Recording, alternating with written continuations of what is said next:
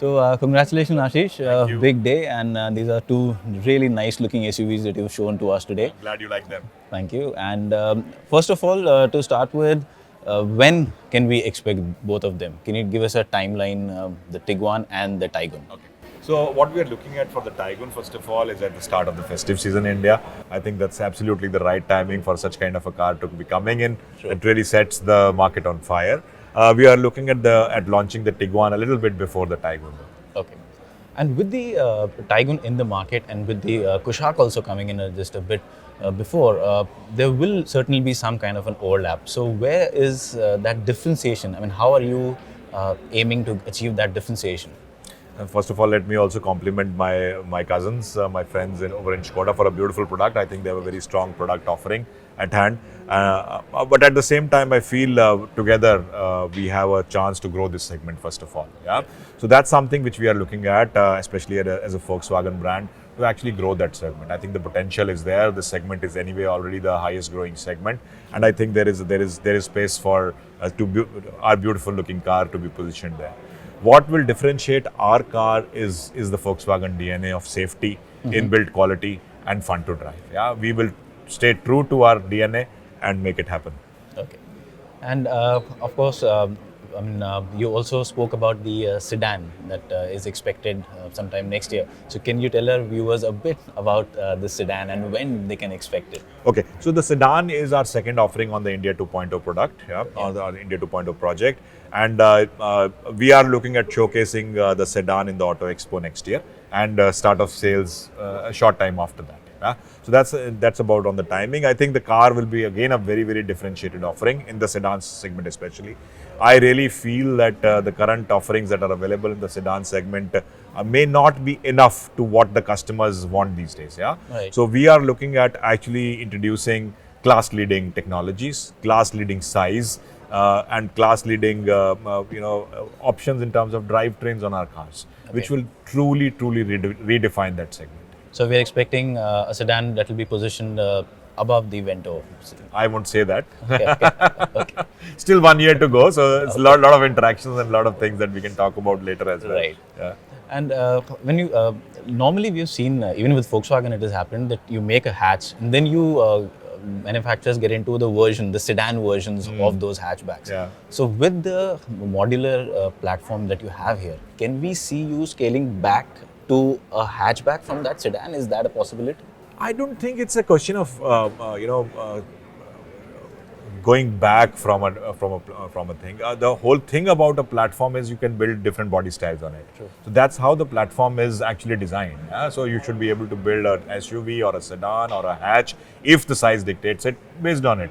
That's Right. how I think the MQB platform offers us that kind of a flexibility.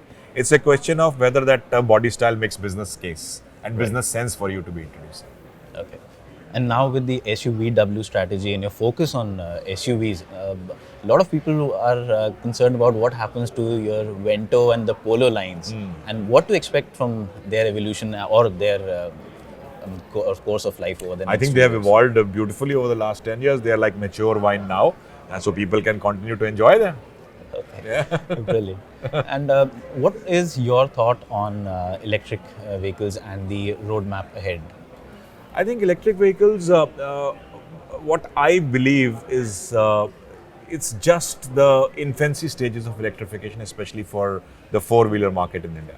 The true inflection point, I think, will happen somewhere around 25, 26. By that time, I think the two-wheelers and the commercial vehicles would have laid most of the groundwork for battery manufacturing capacity, some of the charging infrastructure. So you would have a business case for electrification to happen on a mass scale in the four-wheeler segment as well.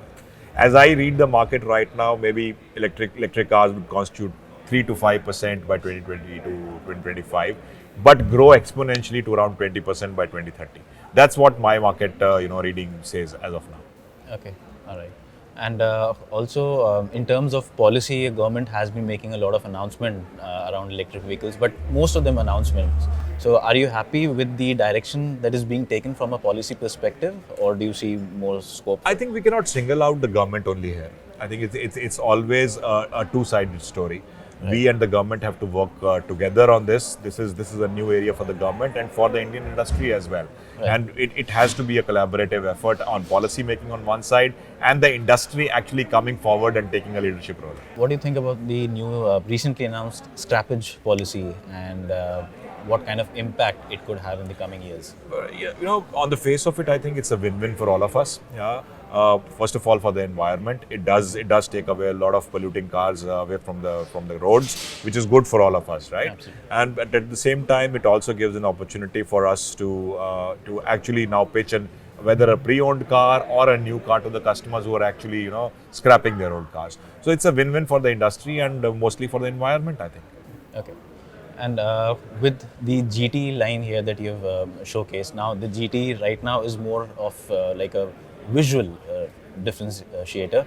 Would you also consider bringing down some more performance bits?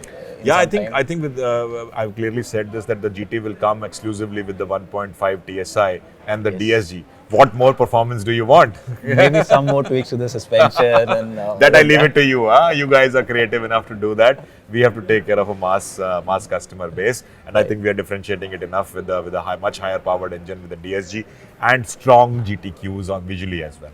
Okay. And with such a SUV focused strategy, do you think the absence of diesel could probably be a negative in the medium to long term? Because a lot of SUV owners still want diesel, they prefer diesel. So do you see that happening? See, I don't think so. With the TSI technology, and this is a conscious choice that we made 2 or 3 years ago to leave the diesel space, especially in the cars below 2 liters. Right. So with TSI, we've been able to meet the aspirations of the customers who actually prefer diesel for maybe the torque or the difference in diesel prices. But if you look at it at a long term, how much is the cost differential and on outright purchase versus what you save in fuel? I think that business case is becoming thinner and thinner. Yeah, and in terms of what the diesel cars offered, I think our TSI is more or less equipped to do that as well. Okay. And one last question: how has the used car business been doing, and how's it coming along? Yeah, so this has been a conscious effort from our side over the last 2 years to actually, bring up a new revenue stream for our dealerships. Yeah? Right. The used car space has been growing in India and will continue to grow. Currently, it's at around 1.4 to 1.5 times of new car sales. And we feel it will grow to around 2.5 times as is globally over the next 4 or 5 years. Okay. So the growth in the pre-owned car segment is much higher.